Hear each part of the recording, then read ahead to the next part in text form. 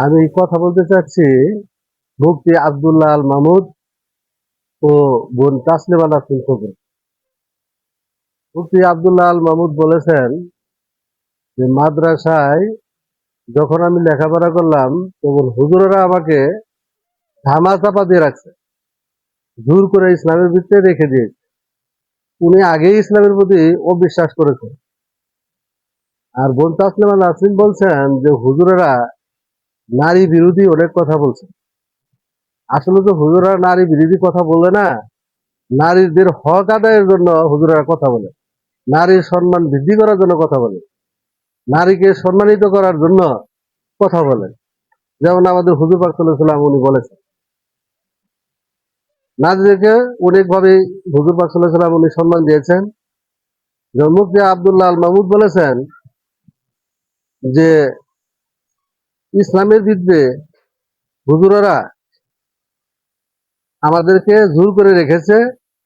আর উনি বলেছেন যে মুহাম্মদের চরিত্রের চেয়ে বাবু নগরীর চরিত্র অনেক ভালো।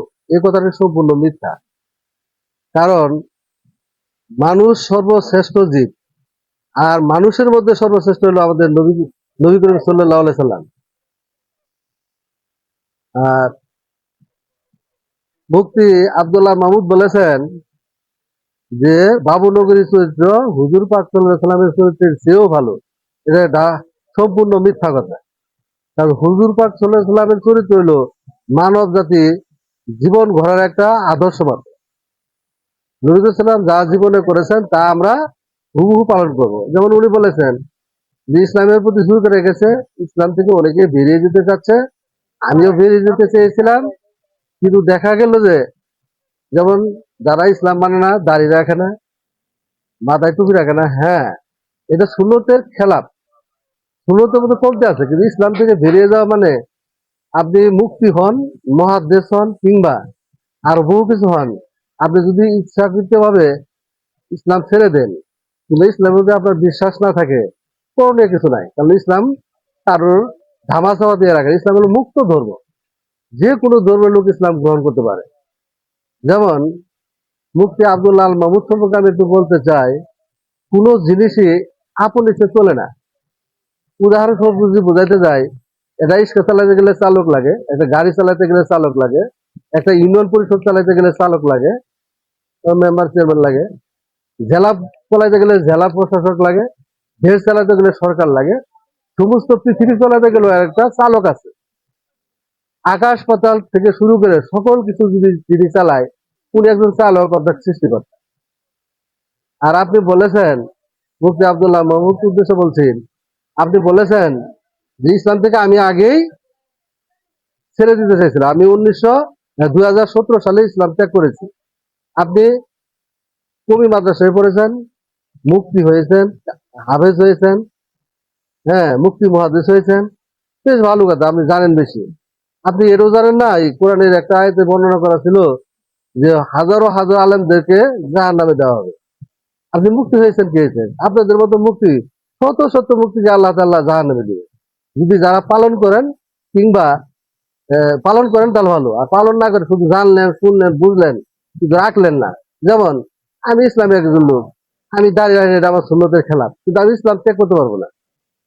ইসলাম আমার প্রাণের চেয়ে বেশি বড় ধর্ম।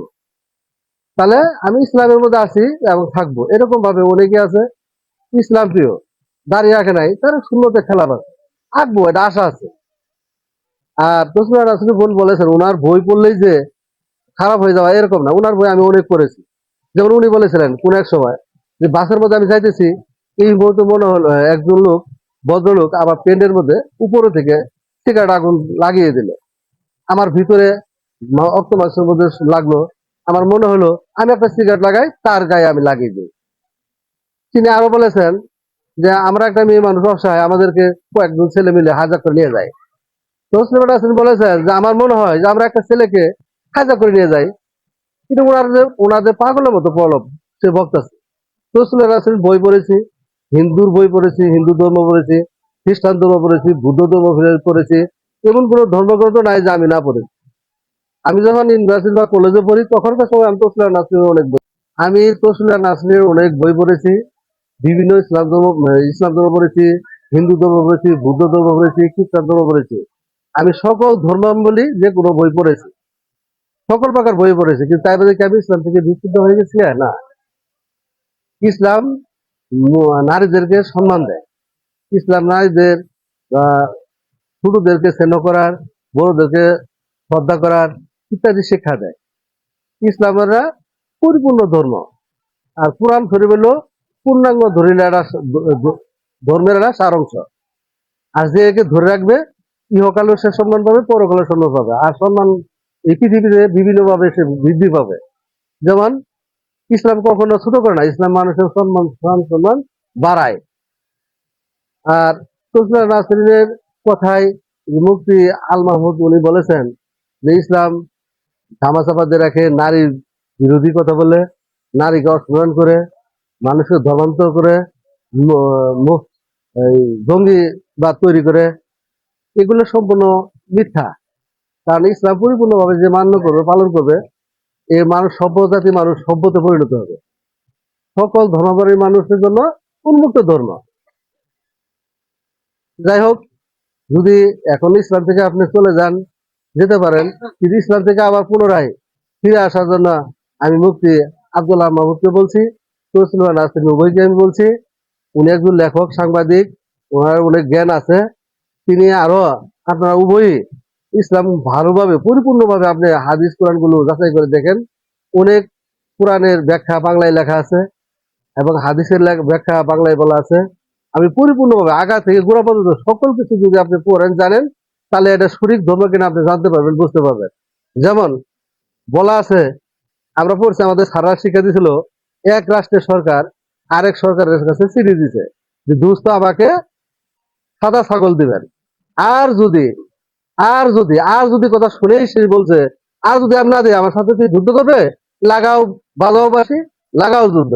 যুদ্ধ করতে করতে তাদের সৈনিক অনেক কিছু মারা গেল, সে পরাস্ত হয়ে গেল, তার সমস্ত সেনাবাহিনী সৈনিক যা আছে সব সে ক্ষতিগ্রস্ত হতে পড়ে গেল। সে টেবিলে বসে বসে একা একাই চিন্তা ভাবনা করে সে লাস্টে চিঠি করে দেখে যে দুস্থই বলছিল সাদা ছাগল দেবেন, আর সাদা ছাগল যদি না দেন তাহলে অন্য জাতের কালো ছাগল দিলেও চলবে। তাহলে আমি এত যুদ্ধ কেন করলাম, এত লোক কেন মারলাম? এটা তো আমার ভুল।